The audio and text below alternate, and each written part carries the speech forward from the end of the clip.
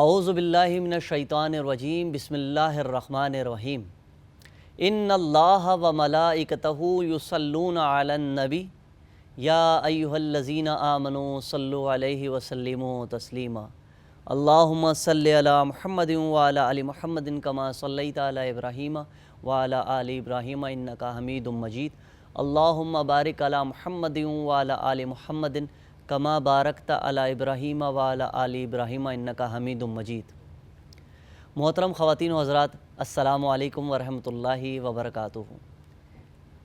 آج نیوز پر خصوصی پروگرام عید الاضحیٰ کے حوالے سے پیش کیا جا رہا ہے، احکام قربانی۔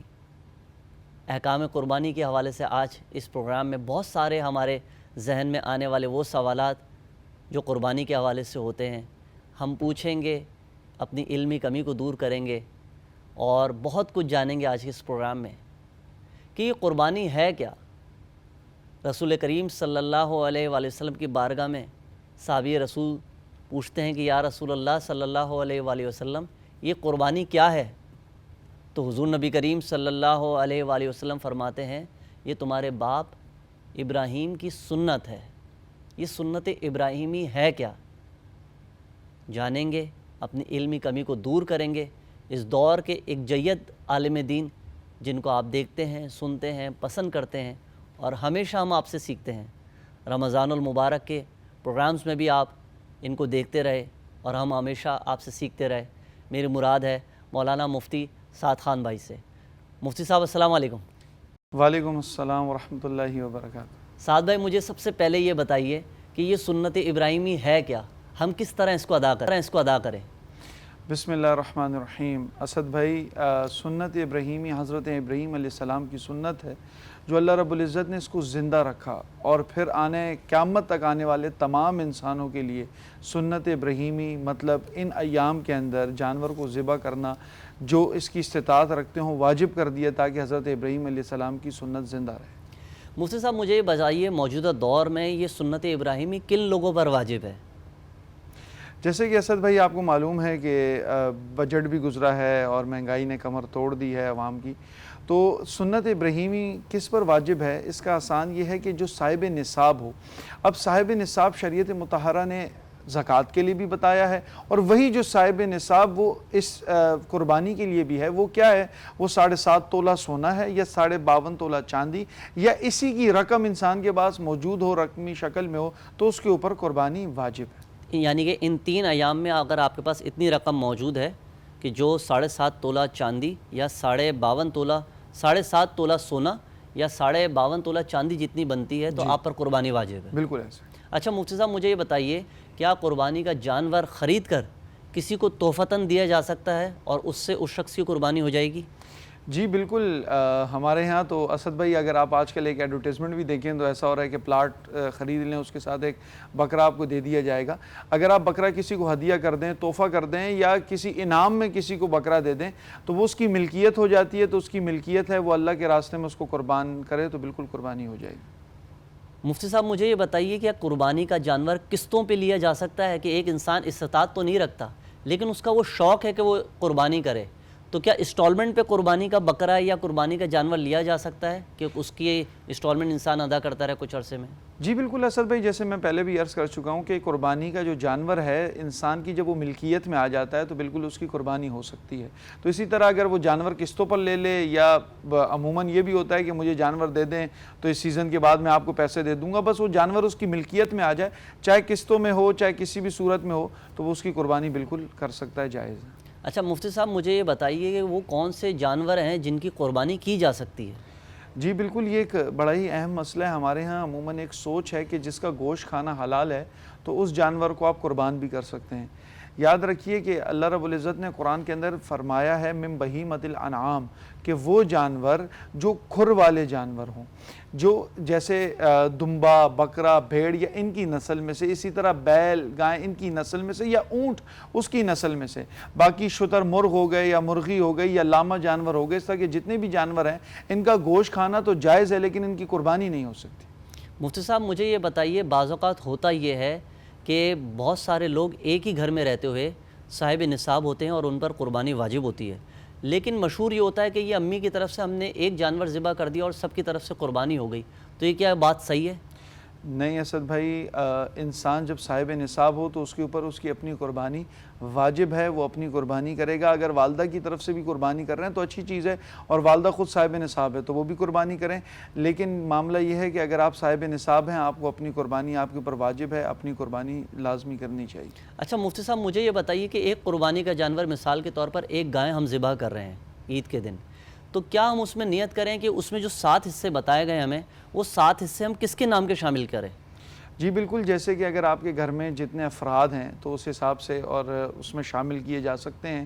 پھر اگر کوئی حصے اضافی ہیں تو اس کو آپ ایصال ثواب بھی کر سکتے ہیں، وہ لوگ مرحومین کے لیے ہو سکتا ہے، رسول اللہ صلی اللہ علیہ وسلم کے لیے ہو سکتا ہے، صحابہ کرام کے لیے ہو سکتا ہے، یہ بزرگان دین کے لیے۔ روایت میں آتا ہے کہ حضرت علی رضی اللہ تعالیٰ عنہ جب بھی 2 مینڈے یا 2 جو دمبے وہ ذبح کرتے تھے تو ایک اپنے نام سے اور ایک رسول اللہ صلی اللہ علیہ وسلم کے نام سے ذبح کیا کرتے تھے۔ اچھا مجھے یہ بتائیے کہ کیا قربانی کا جانور اپنے پاس رکھ کر اور اس کو پروفٹ پر اگر کوئی اچھی قیمت لگے تو کیا ہم بیچ بھی سکتے ہیں؟ جی بالکل، ایک تو بیوپاری ہوتے ہیں جو کہ جانور کو خریدتے ہیں، بیچتے ہیں، سیل پرچیز، لیکن ایک بار جب آپ نے ایک جانور خرید لیا اور اس سے نیت کر لی کہ یہ میری قربانی کا جانور ہے، تو اس کو سیل کرنا یا اس سے کوئی بھی بینیفٹ لینا، فار ایگزامپل جیسے کہ اس سے دودھ دھو لینا یا اس سے سامان لاد کر ایک جگہ سے دوسری جگہ پہنچانا یا اس سے کوئی بھی بینیفٹ لینا جائز نہیں، مناسب نہیں۔ مفتی صاحب مجھے یہ بتائیے، موجودہ دور میں ایک فرد واحد قربانی کر رہا ہے، مثال کے طور پر اس نے اس میں والد والدہ کا حصہ شامل کر لیا، مرحوم والدین کا، کہ یہ ان کے نام کی قربانی ہو جائے، وہ خود صاحب نصاب تھا، اس نے اپنا نام شامل کر لیا، تو کیا 4 حصے 5 حصے جو بچے ہیں باقی، تو کیا وہ مقدس ہستیوں کے نام پر قربانی کی جا سکتی ہے؟ جی بالکل، جیسے میں پہلے عرض کر چکا ہوں اسد بھائی کہ ایسا ہی کرنا چاہیے۔ اگر کچھ حصے بچتے ہیں تو اہل بیت اطہار، صحابہ کرام، بزرگان دین، رسول اللہ صلی اللہ علیہ وسلم کے نام پر بالکل قربانی کی جا سکتی ہے۔ اچھا، کیا قربانی کے جانور میں 7 حصے ہوتے ہیں، تو مجھے یہ بتائیے کیا بچوں کا عقیقہ اس قربانی کے گوشت سے کیا جا سکتا ہے؟ جی بالکل، یہ ہے کہ اگر آپ کے قربانی کے جانور ہیں اس میں 7 حصے ہیں اور آپ کے 4 گھر والے افراد ہیں، اس کا حصہ بن رہا ہے، تو اس میں ایک الگ حصہ بالکل عقیقے کا شامل کیا جا سکتا ہے۔ لڑکے کے 2 ہیں اور لڑکی کا 1 حصہ آپ اس میں بالکل شامل کر سکتے ہیں۔ یعنی کہ 3 حصے نکل گئے اور باقی جو تقریباً 4 حصے ہیں اس پہ آپ اپنی قربانی کر سکتے ہیں۔ بالکل ایسے۔ مفتی صاحب مجھے یہ بتائیے، ایک انسان قرض دار ہے لیکن وہ قربانی کرنا چاہتا ہے، بعض اوقات اگر وہ کرنا بھی چاہ بھی رہا ہے تو قرض دار کہتے ہیں کہ دیکھو یار ہمارا قرضہ ادا نہیں کر رہا اور قربانی کر رہا ہے۔ دیکھیں اسد بھائی، اس میں ایک چیز دیکھنی چاہیے۔ عموماً ایسا ہوتا ہے کہ بعض لوگوں کے پاس جیسے 7.5 تولہ سونا پڑا ہے، 52.5 تولہ چاندی ہے، لیکن نقد پیسے نہیں ہیں، تو وہ یہ کر سکتے ہیں کہ ادھار لے کر قربانی کر سکتے ہیں، ان پر واجب بھی ہوگی اور بعد میں وہ رقم ادا کر دی جائے۔ لیکن کچھ ایسے لوگ ہوتے ہیں جن کے پاس صاحب نصاب بھی نہیں ہوتے اور مقروض ہوتے ہیں پہلے سے، تو جو مقروض ہیں، جیسے فار ایگزامپل کوئی انسان ہے مقروض ہے، اس کے اوپر واجب نہیں ہے۔ لیکن ایک مسئلہ اسی کے ساتھ یہ ہے کہ لوگ عموماً پوچھتے ہیں کہ قرض لے کر بھی قربانی کی جا سکتی ہے، تو اس کے لیے یاد یہ رکھا جائے کہ ایک ایسے شخص جو ادھار لے کر قربانی کرے، اس کو وہ شریعت مطہرہ نے پابند نہیں کیا۔ اگر وہ کرتا ہے تو قربانی ہو جائے گی، اس کو ثواب بھی ملے گا اور زیادہ ثواب ملے گا کہ اس کی استطاعت نہیں تھی لیکن اس نے پھر بھی کر دی۔ لیکن اگر وہ نہیں کرتا تو اس کو کوئی گناہ نہیں ملے گا۔ موجودہ دور میں اگر کوئی فرد واحد ایک بکرا اللہ کی بارگاہ میں قربان کر رہا ہے اور دل میں شوق پیدا ہوتا ہے کہ میں اپنے مرحوم والدین کی طرف سے یہ قربانی کروں، تو اس قربانی کو وہ کس طرح کرے گا؟ جی بالکل اسد بھائی، سب سے پہلے اگر وہ صاحب نصاب ہے تو اس کو اپنی قربانی کرنی چاہیے۔ وہ بکرے کا ایک ہی حصہ ہوتا ہے، اس کا حصہ اس کو، ہاں عموماً یہ ہے کہ اگر آپ اس کو گوشت بانٹ رہے ہیں تو اس کی دعا آپ کر سکتے ہیں کہ اللہ اس کا ثواب میرے والدین کو پہنچائے، لیکن اس کا حصہ اس کا اپنا ہی ہوگا، وہ مرحومین کے لیے نہیں ہو سکتا۔ جزاک اللہ مفتی صاحب۔ یقیناً آج کے احکام قربانی کے اس پروگرام میں آپ کے بہت سارے مسائل کا حل آپ کو مل رہا ہوگا۔ وہ ذہن میں آنے والے سوالات جو قربانی کے حوالے سے ہوتے ہیں، مولانا مفتی سعد خان بھائی ہمارے سوالات، آپ کے سوالات کے جوابات دے رہے ہیں۔ مفتی صاحب مجھے یہ بتائیے، ایک انسان جب منڈی جاتا ہے، اللہ کی بارگاہ میں قربانی کے لیے جانور خریدتا ہے، تو بہت اس کو ٹٹولتا ہے کہ اس کے کان کٹے ہوئے نہ ہوں، اس کا کھر صحیح ہو، اس کے کھال پہ کوئی زخم نہ ہو، اس کی آنکھیں صحیح ہوں، اس کے دانت پراپر ہوں، لیکن وہ اپنی آمدنی کو نہیں دیکھتا کہ وہ حرام کی ہے یا حلال کی ہے۔ کیا وہ جس قربانی کے لیے پیسہ نکال رہا ہے وہ کسی کی زمین پر قبضہ کر کے تو نہیں پیسہ حاصل کیا گیا؟ وہ مال کسی کا کھایا تو نہیں ہے, کسی کا قرضہ تو نہیں ادا کرنا, تو اس مال سے وہ ادا کر رہا ہے, تو کتنا اہمیت کا حامل ہے یہ مال جس سے وہ قربانی کرنے جا رہا ہے. جی بالکل اسد بھائی, اصل میں معاملہ یہ ہے کہ جب بھی ہم بڑی عید کا معاملہ آتا ہے تو ہمارے یہاں بڑے جوش و خروش سے قربانی کی جاتی ہے, یا پھر ہم عید الفطر کی بات کریں تو رمضان ایک بڑے جوش و خروش سے منایا جاتا ہے. جی. لیکن جو اصل مقصد ہوتا ہے اس چیز کا, جو اللہ رب العزت کی قربت حاصل کرنی ہوتی ہے, ہم عموماً وہ نہیں کرتے. میں اکثر و بیشتر یہ بات کرتا رہتا ہوں کہ بڑی عید کے جانور کے ساتھ اپنے نفس کو, اپنے بغض, کینہ, عداوت جو آپ کے دلوں میں, اس کو بھی قربان کرنا چاہیے, اس کو بھی ذبح کر دینا چاہیے.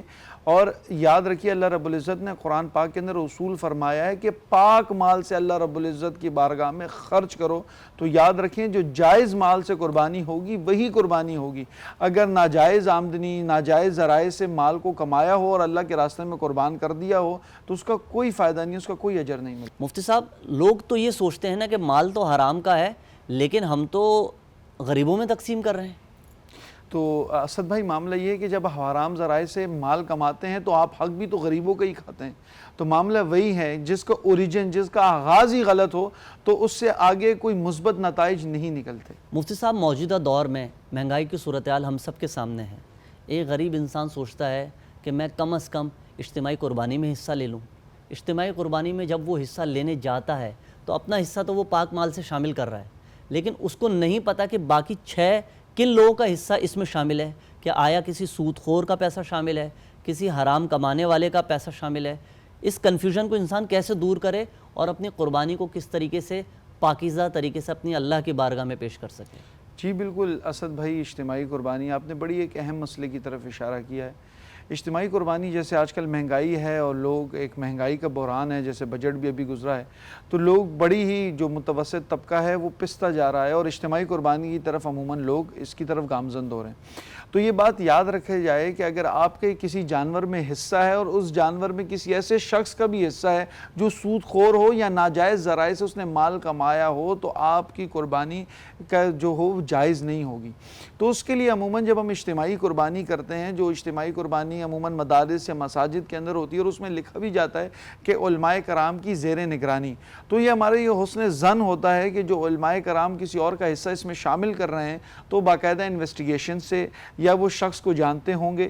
اور پھر ہر انسان کو معلوم ہے کہ اپنے پاک مال سے اللہ رب العزت کے بارگاہ میں خرچ کرنا ہے, تو وہ ہمارا یہ حسن ظن ہے کہ وہ اپنا پاک مال لاتا ہوگا. لیکن پھر بھی ایک اس میں کنفیوژن ہے, تو اس میں یہ احتیاط کرنی چاہیے کہ اگر آپ کے ساتھ جو حصے ہیں تو ان کے بارے میں معلوم بھی کر لینا چاہیے. لیکن عموماً جب مدارس اس کی ذمہ داری لیتے ہیں تو اس کی پوری ایشورٹی اور وہ اتھارٹی, اوتھینٹسٹی ان کے اوپر ڈیپینڈ کرتی ہے. اور اس میں ایک اور مسئلہ بھی اسد بھائی بڑا ایک اس میں پیچیدہ ہے. عموماً ہم اجتماعی قربانیوں میں دیکھتے ہیں کہ ایک جانور کو دوسرے جانور کے سامنے ذبح کیا جا رہا ہوتا ہے, کیونکہ 150 سے 200 جانور ہیں تو اتنا احتیاط ہو نہیں سکتا. وہ بھی صحیح مناسب طریقہ نہیں ہے.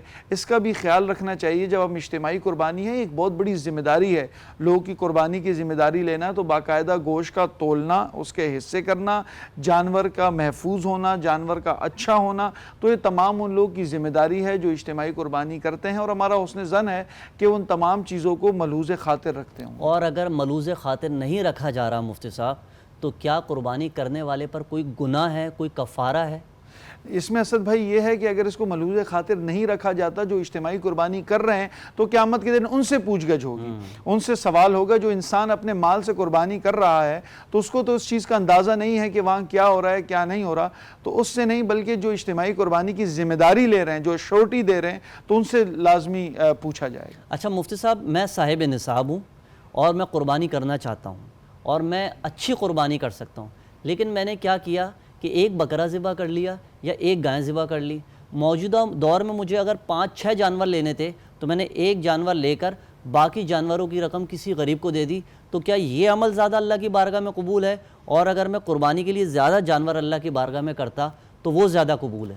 دیکھیں اسد بھائی, یہ جو سوال ہے یہ سالہ سال ہمارے سامنے آتا ہے کہ میں قربانی کی جگہ کسی غریب کی بیٹی کی شادی کرا دوں، قربانی کی رقم سے میں کسی کا مکان بنوا دوں، تو یاد رکھیں یہ جو ہمارے جو سو کالڈ دانشور ہیں ایسے عید کے ایام میں آ جاتے ہیں، جب یہ موبائل فونز لیتے ہیں یا اپنی پرسنل کار لیتے ہیں یا جائیداد بناتے ہیں تو پھر تو یہ تمام تر بزنس بند ہونے چاہیے، تو اس سے بہتر تو آپ کوئی اور کام کر لیں۔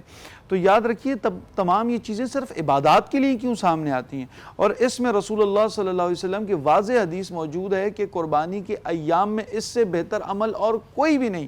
یاد رکھیے کہ اگر قربانی کا ایام آئے اور آپ صاحب نصاب ہوں، آپ قربانی کر سکتے ہوں، اس پیسے کو نہ صدقہ کریں نہ زکوٰۃ، اس وقت اس کو قربانی کرنا ہے، اور قربانی سے افضل اور کوئی عبادت نہیں ہے۔ مفتی صاحب، عموماً پاکستان میں جو ایک ٹرینڈ ہے قربانی کا، جب قربانی کا جانور لایا جاتا ہے تو نہ فرض ادائیگی کا پتہ ہوتا ہے، نماز کا نہیں پتہ ہوتا، پاکی ناپاکی کا نہیں پتہ ہوتا، ایک میلے کا سما ہوتا ہے قربانی پر، راتوں کو بھی ٹہلا رہے ہیں، دن میں بھی ٹہلا رہے ہیں، جانوروں کو ایک مطلب کیا کہنا چاہیے اذیت دی جا رہی ہوتی ہے، اس حوالے سے آپ کیا کہنا چاہیں گے؟ جی اسد بھائی، یاد رکھیے جو جانور ہیں یہ اللہ رب العزت کے مہمان ہیں، آپ نے اللہ رب العزت کی راستے میں اس کو قربانی کرنی ہے۔ عموماً میں یہ خود یہ چیزیں جب دیکھتا ہوں تو دل کڑتا ہے کہ جانور کو گھر لا کر جان بوجھ کر اس کی جو نکیل ہے اس کو اوپر باندھا جاتا ہے تاکہ میرا جانور اونچا لگے، اور سارا دن جانور کا سر جو ہے وہ اوپر رہتا ہے، جس سے اس کو شدید تکلیف ہوتی ہے۔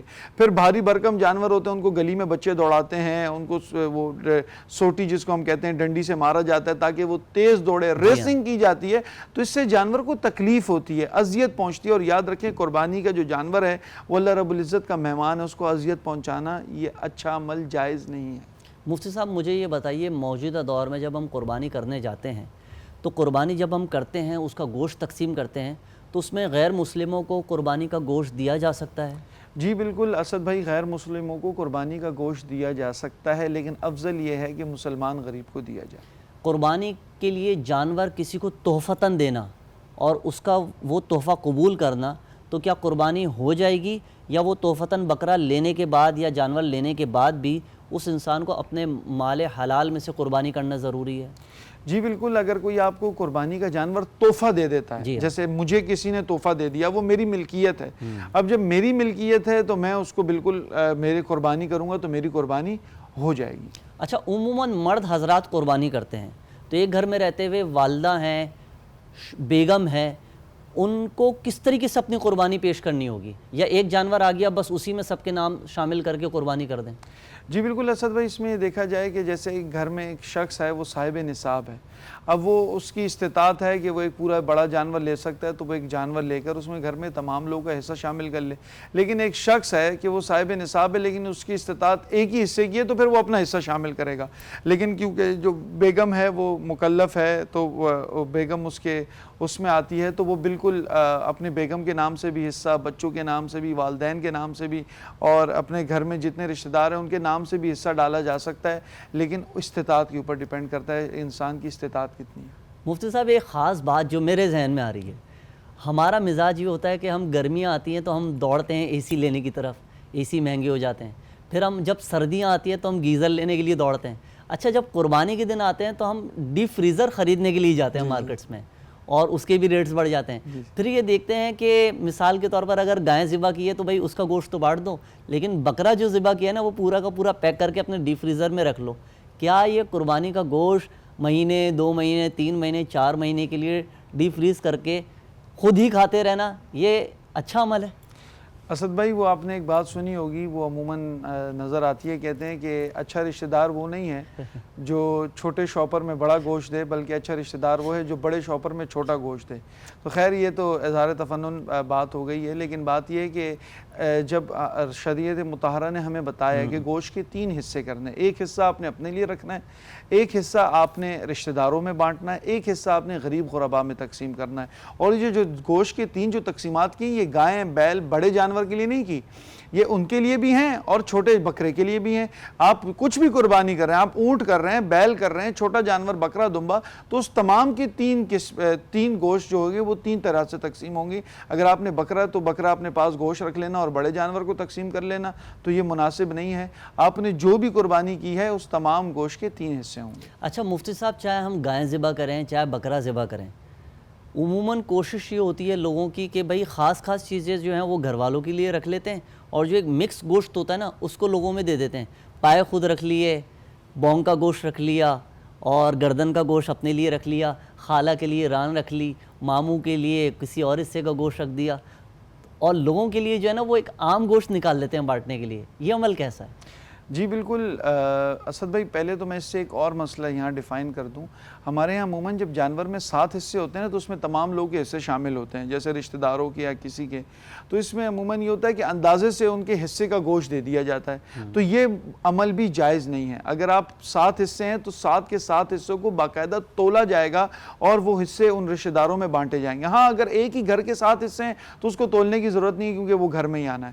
تو باقاعدہ تول کے 3 حصے کرنے چاہیے. سب سے اجر والا عمل تو یہی ہے کہ وہ جو پورا گوشت ہے اس کے باقاعدہ 3 تقسیم حصے ہوں. اگر کلیجی ہے اس کے بھی 3 حصے ہوں تاکہ آپ غریب غربا میں بانٹیں تو اسی طریقے سے. لیکن عموماً ہمارے ہاں اس طرح ہوتا نہیں ہے. اب تو وہ جو گوشت ہے اس کو مکس گوشت جو غریبوں میں بانٹ دیا جاتا ہے، یہ عمل بھی ہو سکتا ہے، لیکن احسن عمل یہ ہے کہ باقاعدہ اس کے گوشت کے 3 حصے ہوں اور اسی طرح بانٹا جائے. دین نے بھی ہمیں یہی حکم دیا کہ فَاسْأَلُوا أَهْلَ الذِّكْرِ إِن كُنتُمْ لَا تَعْلَمُونَ، کہ سوال کرو اہل علم سے اگر تم نہیں جانتے. مفتی صاحب مجھے یہ بتائیے کہ جب ہم عموماً منڈی جاتے ہیں، جانور لینے جاتے ہیں، چاہے بکرا لیں چاہے کوئی اور جانور لیں، تو ہم کہتے ہیں کھسی جانور لینا چاہیے.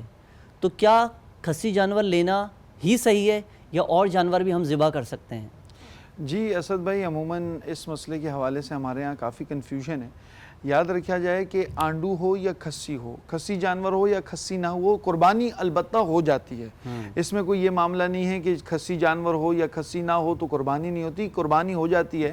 لیکن ہماری فقہ حنفی کے مطابق کہ کھسی جو جانور ہے اس کی قربانی کرنا زیادہ افضل ہے، کیونکہ حضرت جابر رضی اللہ تعالیٰ عنہ سے روایت ہے کہ انہوں نے فرمایا کہ رسول اللہ صلی اللہ علیہ وسلم نے 2 مینڈے ذبح کیے جو کہ سیاہ رنگ کے تھے اور کھسی تھے. تو سنت رسول اللہ صلی اللہ علیہ وسلم کی یہ ہے کہ کھسی جانور کیا جائے.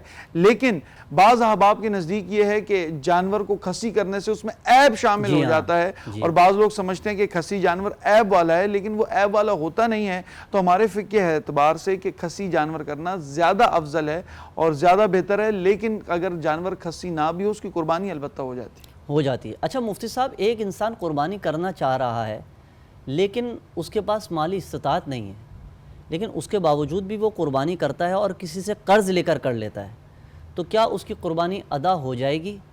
بالکل اسد بھائی، اس میں معاملہ یہ ہے کہ شریعت مطہرہ جو ہے وہ اس کو پابند نہیں کرتی.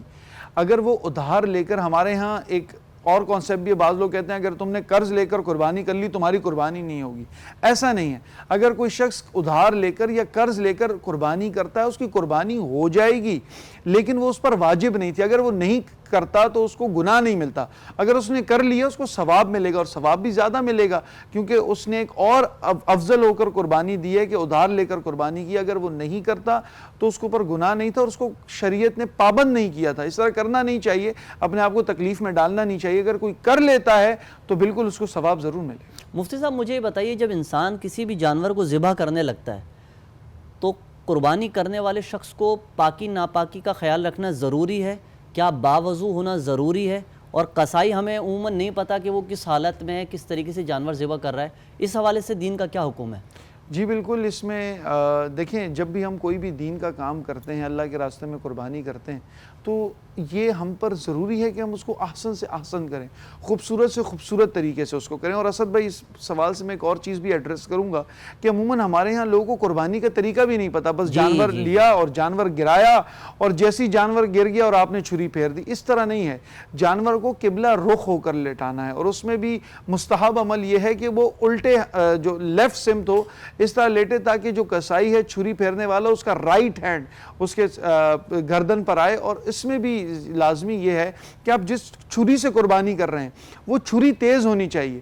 جو ہلکی چھری ہوتی ہے پھر وہ سلو کرتا ہے جس سے قربانی کے جانور کو تکلیف پہنچتی ہے. تو چھری کو پہلے تیز کر لیا جائے، اس کے بعد تیز کرنے اگر کسائی باوضو ہو تو اور زیادہ بہتر ہے، وضو کر لینا چاہیے اور بسم اللہ اللہ اکبر کہہ کر. دیکھیں اس میں بھی ایک چیز ہے جو حلق ہے، حلق سے اس کو ہمارے یہاں کہتے ہیں حلقوم سے لے کر مری تک کے درمیان جو حصہ ہے اس پر جو رگیں ہیں اس کو ذبح کیا جاتا ہے اور بالکل سر الگ نہیں کر دیا جاتا، ادواج جس کو کہتے ہیں اس کو چھوڑ دیا جائے تاکہ سارا جو نجس خون ہے وہ اس سے نکل جائے۔ جب جانور ٹھنڈا پڑ جائے تو اس کے بعد اس کی کھال اتار کر اور باقی تمام آگے مراحل اس کو کرنے چاہیے۔ عموماً ہم اس میں دیکھتے ہیں اسد بھائی بڑی کوتاہی ہوتی ہے کہ کبھی کبھی چھری سست ہوتی ہے، یا عموماً ابھی جانور سانسیں لے ہی رہا ہوتا ہے کیونکہ وہ گرم جانور ہوتا ہے تو کسائی کہتے ہیں کھال اتارنا آسان ہو جاتا ہے، تو اس طرح نہیں کرنا چاہیے، جانور کو تکلیف ہوتی ہے، جائز نہیں ہے۔ اچھا مفتی صاحب، عموماً دیکھا گیا ہے کہ جب عموماً گائیں یا بیل وغیرہ لوگ ذبح کرتے ہیں، کسائی حضرات کرتے ہیں، تو گردن پر چھری چلانے کے بعد وہ جانور تڑپ ہی رہا ہوتا ہے کہ اس کی اچانک کھال اتارتے ہیں اور اندر چھری مار دیتے ہیں، اور ہم دیکھتے ہیں کہ اتنی تکلیف میں وہ جانور آ جاتا ہے، تو کیا یہ عمل صحیح ہے؟ جی میں جیسے پہلے عرض کر رہا تھا آپ کو کہ عموماً کسائی حضرات اس کا یہ ہمیں ایک بات کہہ دیتے ہیں کہ جو گرم جانور ہوتا ہے نا تو اس کی کھال اتارنا آسان ہو جاتی ہے، تو یہ کرنا بالکل جائز نہیں ہے کیونکہ جانور کو تکلیف ہوتی ہے۔ تو بالکل جب جانور ٹھنڈا پڑ جائے ہمارے اس میں، جب ہم کہتے ہیں کہ بالکل اگر اس کی سانس ختم ہو جائے اس کے بعد اس کی کھال اتارنا چاہیے، کیونکہ اگر جانور میں سانسیں باقی ہیں اس کی کھال اگر آپ اتارتے ہیں تو جانور کو تکلیف ہوتی ہے، وہ اللہ رب العزت کا مہمان ہے۔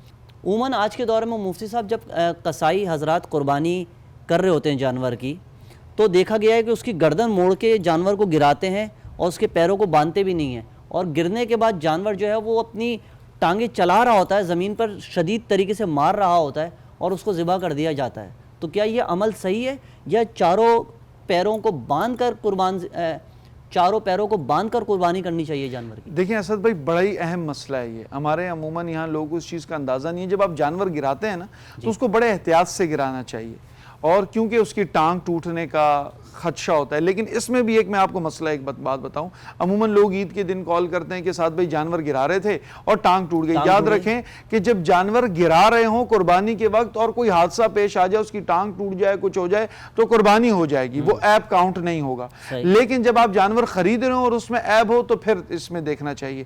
تو جانور گراتے ہوئے، لیکن اس کا مقصد یہ نہیں ہے کہ آپ کسی طرح بھی جانور کو گرا دیں، بھلے ٹانگ ٹوٹے تو ٹوٹنے دیں، شریعت نے گراتے وقت وہ معاف کر دیے، لیکن جانور کو تکلیف نہ ہو، آسانی سے جانور کو گرانا چاہیے۔ بعض پروفیشنل حضرات ہیں، ان سے باقاعدہ دیکھیں یہ چیز سیکھ بھی لینی چاہیے، پروفیشنلز کو کرنی چاہیے تاکہ جانور کا خوش اسلوبی کے ساتھ قربانی ہو سکے۔ عموماً مفتی صاحب جب جانور ذبح کیا جاتا ہے تو ہم یہ دیکھتے ہیں کہ وہ جانور ذبح ہوا، گائے ذبح ہوئی، اس کے پیٹ میں سے بچہ نکل آتا ہے۔ جی تو اب ایسے میں کیا حکم ہے؟ لوگ کنفیوز ہو جاتے ہیں کہ ہماری قربانی ہوئی ہے یا نہیں ہوئی، تو اس بچے کا کیا ہو اور جو جانور ذبح کیا اس کا کیا حکم ہے؟ جی بالکل، اگر آپ کو خریدنے سے پہلے معلوم تھا اسد بھائی کہ اس کا یہ معاملہ ہے تو پھر تو آپ کو اس جانور کو خریدنا ہی نہیں چاہیے تھا۔ لیکن ایک انسان ہوتا ہے، کیونکہ ہمارے ہاں اتنا لوگوں میں ٹیلنٹ کہہ لیں یا واقفیت نہیں ہوتی کہ یہ جو ہے یہ اس کے اندر یہ معاملات ہیں، وہ اس کو معلوم نہیں ہوتا، تو اس کے اگر بعد انسان کو معلوم ہو جاتا ہے تو اس کی قربانی ہو جاتی ہے۔ اور اسی سے میں ایک اور بات بھی ریلیٹڈ کروں گا، ہمارے ہاں بہت لوگ قربانی کرتے ہیں اور قربانی کے بعد جب کوئی شخص آ جاتا ہے خریدنے کے بعد دیکھتا ہے کہ بھائی یہ تو 2 دانت کا جانور نہیں ہے، آپ تو کھیرا جانور لے آئے ہمارے ہاں، جس کو ہم عرف میں کہتے ہیں۔ تو اس بات کو بھی یاد رکھا جائے کہ 2 دانت ہونا شرط نہیں ہے، 2 سال ہونا یا بکرے کا 1 سال ہونا شرط ہے۔ تو اگر آپ کو فل گارنٹی ہو یا تو سامنے پالا ہوا ہو کہ یہ 2 سال ہو گئے اس جانور کو، صحیح ہے، گائے کو 2 سال ہو گئے تو اس کی قربانی ہو جائے گی۔ لیکن یہ 2 دانت کا معاملہ یہ کہ اس میں آپ پوری طرح شور ہو جاتے ہیں کہ عمر سے پہلے کبھی دانت آتے نہیں ہیں، تو شورٹی ہو جاتی ہے، اس سے لوگ 2 دانت کا جانور لیتے ہیں۔ اگر 2 دانت نہیں نکلے اور آپ کو معلوم ہے کہ اس جانور کو 2 سال ہو گئے ہیں بڑے جانور کو، اور چھوٹے بکرے کو 1 سال ہو گیا، آپ کو معلوم ہے، تو پھر اس کی قربانی جائز ہے۔ مفتی صاحب مجھے یہ بتائیے کہ جب عید کا پہلا دن ہوتا ہے تو عید کی نماز پڑھی جاتی ہے، بہت سارے لوگ یہ نماز بھی نہیں پڑھتے، تو کیا عید کی نماز پڑھے بغیر گھر میں قربانی کر دینا بہترین عمل ہے؟ جی بالکل اسد بھائی، یہ تو بالکل ایسی ہی بات ہے۔ آپ تو عید کی نماز کا کہہ رہے ہیں، میں تو اس سے پہلے یہ کہتا ہوں کہ جو فرض ہے فجر وہ بھی لوگ نہیں پڑھتے، تو یاد رکھیے کہ فرض نماز فجر پڑھیں، اس کے بعد عید ہو، اس کے بعد قربانی ہو۔ اور عید کی نماز پڑھنے سے پہلے یا عید کی قربانی کی نماز پڑھنے سے قبل قربانی نہیں ہوتی۔ بعض احباب ہمارے ہاں ہم نے یہ بھی دیکھا گیا ہے کہ وہ قربانی، وہ جب زیادہ جانور ہوتے ہیں نا تو ابھی عید کی نماز ہوئی نہیں ہوتی، صبح فجر میں جو ذبح کرنا ہے وہ شروع کر دیتے ہیں، تو یہ عمل بھی درست نہیں ہے۔ عید کی نماز کے بعد قربانی کا سلسلہ شروع کر دینا چاہیے۔ مفتی صاحب یہ تو کنفیوژن ہو جائے گا بڑا، کیونکہ ایک نماز کسی جگہ 6:15 بجے ہو رہی ہے، کہیں 8:30 بجے ہو رہی ہے، کہیں نماز 9 بجے ہو رہی ہے، تو کیا جب تک اب نماز ادا نہیں کریں گے تو کیا گھر کی قربانی نہیں ہو سکتی؟ جی بالکل، اس میں اسد بھائی جیسے میں نے عرض کیا کہ عید کی نماز کا وقت ہو جائے، جیسے فار ایگزامپل عید کی نماز کہیں جلدی ہے، کہیں بعد میں ہے، کہیں کچھ ہے، تو جہاں عید کی نماز کا سلسلہ شروع ہو جائے، آپ نے عید کی نماز پڑھ لی، اس کے بعد آپ بالکل قربانی کر سکتے ہیں۔ اچھا، اس کا بہترین وقت قربانی کا کیا ہے؟ کیا صبح صادق ہوتے ہی صبح صادق ہو گئی ہے، کیا ہم فوراً قربانی کر دیں؟ اور یہ کب تک کا وقت ہوتا ہے کہ جب تک انسان قربانی کر سکتا ہے؟ اسد بھائی دیکھیں، اللہ رب العزت نے تو 3 دن دیے ہیں آسانی کے لیے کہ آپ 3 دن میں کسی بھی وقت قربانی کر سکتے ہیں، لیکن جلد از جلد اپنی قربانی کو اللہ رب العزت کے ہاں پیش کرنا زیادہ سے زیادہ افضل ہے، زیادہ سے زیادہ بہتر ہے۔ تو جلد از جلد جتنی قربانی ہو سکے عید کی نماز کے بعد تو بالکل اس طرح قربانی کر لینی چاہیے۔ مفتی صاحب مجھے یہ بتائیے کہ عید کے کتنے دن قربانی ہو سکتی ہے؟ عموماً ہم دیکھتے ہیں کہ چوتھے دن بھی قربانی ہوتی ہے، تو کیا اس کی کیا حقیقت ہے؟ جی عموماً عید کے جو 3 دن ہیں اس میں قربانی ہوتی ہے، اور اس میں بھی یاد رکھا جائے کہ قربانی کے ان ایام کے اندر روزہ بھی لوگ کہتے ہیں کہ ہم روزہ رکھیں، تو روزہ رکھنا بھی جائز نہیں ہے، اور اپنی ہی قربانی، جیسے کہ مستحب عمل یہ ہے کہ آپ نے جس جانور کی قربانی کی ہے سب سے پہلے اس کا گوشت بھی آپ ہی کھائیں، یہ مستحب عمل ہے، رسول اللہ صلی اللہ علیہ وسلم کی سنت ہے۔ تو اسی طرح اس میں روزہ رکھنا بھی جائز نہیں ہے، اور عید کے پہلے 3 ایام میں آپ کسی بھی ٹائم قربانی کر سکتے ہیں۔ عید کے چوتھے دن جو حضرات قربانی کرتے ہیں اس کا کیا حکم ہے؟ جی میں نے جیسے پہلے عرض کیا، عید کے پہلے 3 دن قربانی ہوتی ہے، اور اگر چوتھے دن کریں تو وہ نہیں قابل قبول، عید کے پہلے 3 دن قربانی قابل قبول نہیں ہے، یہ بات طے ہے۔ مفتی صاحب مجھے یہ بتائیے کہ ہم جب قربانی کرتے ہیں تو قصائی حضرات اس جانور کو ذبح کر کے ایک بڑا حصہ خود لے جاتے ہیں بغیر اجازت بھی، تو کیا یہ بہترین عمل ہے، صحیح ہے؟ جی اس بات کو دھیان میں رکھا جائے کہ بطور اجرت گوشت دینا جانور کا یا جانور کی کھال دینا یہ مناسب نہیں۔ اجرت کے طور پر جیسے آپ کہیں کہ بھائی تم جانور ذبح کر دو، اس کی میں کھال تمہیں اجرت دے دوں گا، تو یہ جائز نہیں ہے۔ ہاں البتہ آپ اپنی طرف سے ہدیہ کر دیں، ہدیہ کر سکتے ہیں، وہ آپ کی مرضی ہے، بالکل آپ دے سکتے ہیں، لیکن بغیر اجازت کوئی بھی چیز اٹھانا تو ویسے بھی جائز نہیں ہے۔ مفتی صاحب عموماً معاشرے میں دیکھا گیا ہے کہ اونٹ ذبح ہو رہا ہے یا اونٹ کو نہر کیا جا رہا ہے، تو جب اس کا خون بہتا ہے یعنی کہ شاور کی طرح وہ خون گرتا ہے، تو میں نے اپنی آنکھوں سے خود دیکھا ہے کہ بعض لوگ اس کو بالٹی میں بھر لیتے ہیں اور بعض خواتین و حضرات اس خون میں کھڑے ہو جاتے ہیں۔ یہ کیا ہے؟ اس سے کوئی شفا حاصل ہوتی ہے یا کسی بیماری کا علاج ہے؟ یہ کیا ہے؟ جی اسد بھائی، آپ عموماً ہمارے ہاں دیکھتے ہیں کہ بہت ساری فینٹیسیز ہیں، بہت ساری چیزوں کو دین کے ساتھ جوڑ دیا جاتا ہے جس کی حقیقت سے کوئی تعلق نہیں۔ تو آپ ایک خون کی بات کریں، عموماً ہمارے ہاں یہ بھی ہوتا ہے کہ جیسے جانور ذبح ہوا تو اس کے خون سے اپنے ہاتھوں کو لت پت کر کے اپنے جسم پر مل لیا جاتا ہے، یا اس کو اپنے گھر کی دیواروں پر لگا کر یہ سمجھا جاتا ہے کہ ہمارے گھر میں اب برائیاں یا بلیات نہیں آئیں گی۔ ایون ایسا ہے کہ بعض گھروں کے باہر ہم نے دیکھا کہ وہ جانور کی سری لٹکی ہوئی ہے اور سینگ لٹکے ہوئے، اور پھر کانسیپٹ یہ ہے کہ اس چیز کو لٹکانے سے ہمارے گھر پر جتنی آفتیں تھیں، بلائیں تھیں، وہ دور ہو جائیں گی۔ اور یہی اسد بھائی دیکھیں گے کہ اس گھر کے اندر قرآن سالہ سال نہیں کھلتا ہوگا، صحیح ہے، سورہ رحمان سورہ یاسین پڑھیں، گھر کے اندر برکت ہوگی، گھر کے اندر نمازوں کا معمول ہوگا، ویسی گھر کے اندر برکت رہے گی۔ تو یہ حرام ہڈی کا بھی اسی طرح آپ نے سنا ہوگا کہ جیسی قربانی ہوتی ہے تو حرام ہڈی کو بھی توڑ دو، اس پہ جادو ہوتا ہے۔ تو یہ تمام چیزیں فینٹیسیز ہیں، شریعت مطہرہ کے اور شریعت کے ساتھ اس کا کوئی تعلق نہیں ہے کہ خون کو اپنے دیواروں پر لگا لینا، قربانی کے خون کو، یا اس سے نہا لینا، یا سری سے اپنے دروازے کے گھر کے دروازے کے باہر لٹکا لینا، شریعت سے اس کا کوئی تعلق نہیں ہے، ہمیں حدیث یا قرآن سے اس کی کوئی اصل نہیں ملتی۔ عموماً اونٹ کی قربانی جن گھروں میں ہو رہی ہوتی ہے تو لوگ بہت ساری چیزیں لینے آ جاتے ہیں، کوئی اس کا خون لینے آ جاتا ہے، کوئی کہتا ہے کہ ہمیں اس کی ہڈی دے دینا، ہم اپنے گھر میں رکھیں گے، اس سے ہمارے گھر میں جادو نہیں ہوگا۔ تو کیا یہ مناسب بات ہے سعد بھائی، اس میں کوئی حقیقت ہے، واقعیت ایسا ہے کہ اگر وہ ہڈی رکھ لیں تو گھر میں جادو کے اثرات نہیں ہوتے؟ جیسے میں نے اسد بھائی عرض بھی کر چکا ہوں کہ اس طرح کس کا کوئی حقیقت سے تعلق نہیں ہے کہ اگر اونٹ کی ہڈی ہونا یا اونٹ کے اس طرح خون کا گھر میں ہونا تو اس سے جادو یا اس طرح کے، اس سے کوئی شریعت سے اس کا کوئی تعلق نہیں ہے۔ اچھا سعد بھائی، دیکھا گیا ہے کہ جانور جب ذبح ہوتا ہے تو ہر چیز کو ہم تقدس کے ساتھ کرتے ہیں، لیکن ایک بڑی بے حرمتی جو بالخصوص ہمارے پاکستان میں ہمیں نظر آتی ہے کہ پورا جانور ذبح ہونے کے بعد اس کی جو سری ہے وہ جگہ جگہ ہمیں پھکی نظر آتی ہے، جانور کے مختلف اعضاء جو ہیں وہ بکھرے ہوئے سڑکوں پہ کونے پہ پڑے رہتے ہیں، کچرا کنڈیوں میں پڑے رہتے ہیں۔ تو یہ کیا عمل یہ صحیح ہے اس طریقے سے کرنا؟ دیکھیں رسول اللہ صلی اللہ علیہ وسلم کی حدیث ہے الطہور شطر الایمان، اور اس طرح اللہ رب العزت کے بھی رسول اللہ صلی اللہ علیہ وسلم فرماتے ہیں ان اللہ جمیل یحب الجمال، کہ اللہ رب العزت جمیل ہے اور حسن کو پسند کرتا ہے۔ تو اب اسلام مسلمان جب بھی کوئی کام کرتا ہے نا، عبادت کرتا ہے، تو اس کو خوبصورتی سے کرتا ہے۔ عموماً ہم عید کے بعد دیکھتے ہیں کہ اجڑیاں پڑی ہوئی ہیں، سیریاں پڑی ہوئی ہیں، خون بہایا جا رہا ہوتا ہے۔ تو اس کو دیکھا جائے جب آپ قربانی کریں تو اپنے گھر کے باہر ان تمام چیزوں کو صفائی کا، پاکی کا خاص طور پر خیال رکھنا چاہیے۔ عموماً عید کے بعد پھر اس سے بیماریاں بھی پھیلتی ہیں اور بہت سارے وائرسز آتے ہیں۔ تو اس عید میں ہم یہ بھی ارادہ کریں کہ اگر آپ قربانی کرتے ہیں تو اس کے بعد جتنی پریکاشنز آف سیفٹی ہے تو اس کو لازمی ملحوظ خاطر رکھنا۔ دو آخری سوالات مفتی صاحب، مجھے یہ بتا دیجئے کہ جو قصائی حضرات گائیں ذبح کرنے آتے ہیں یا جانور ذبح کرنے آتے ہیں، کیا بطور اجرت ان کو گوشت اور جانور کی کھال دی جا سکتی ہے؟ جی اسد بھائی، جانور کی کھال کو صدقہ کیا جائے تو بطور اجرت قصائی کو جانور کی کھال دینا جائز نہیں ہے۔ اسی طرح بعض لوگ کھال کو سیل کر دیتے ہیں، ہاں کھال کو سیل کر کے اس کی جو پیسے ہیں وہ بھی بطور ہدیہ ہی دینے ہوں گے۔ بعض احباب یہ ہے کہ اگر آپ کسی غریب کو کھال دے دیتے ہیں تو اس کی یوز میں کھال کیا آئے گی، تو اس کھال کو سیل کر کے جو اس کے عوض رقم ملی ہے وہ آپ ہدیہ کر دیں، صدقہ کر دیں۔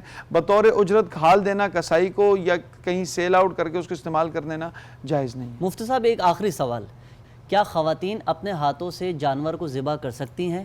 اور ساتھ ہی ساتھ یہ بتا دیں کہ جو لوگ اپنے جانور کو اپنے ہاتھ سے ذبح نہیں کرتے، قصائی حضرات خود کر دیتے ہیں، تو کیا قربانی ہو جاتی ہے؟ جی بالکل اسد بھائی، ہمارے ہاں ایک ایسا کانسیپٹ ہے، لوگ کہتے ہیں کہ آپ نے اپنے ہاتھ سے قربانی نہیں کی تو وہ قربانی قبول نہیں ہوتی۔ ایسا نہیں ہے۔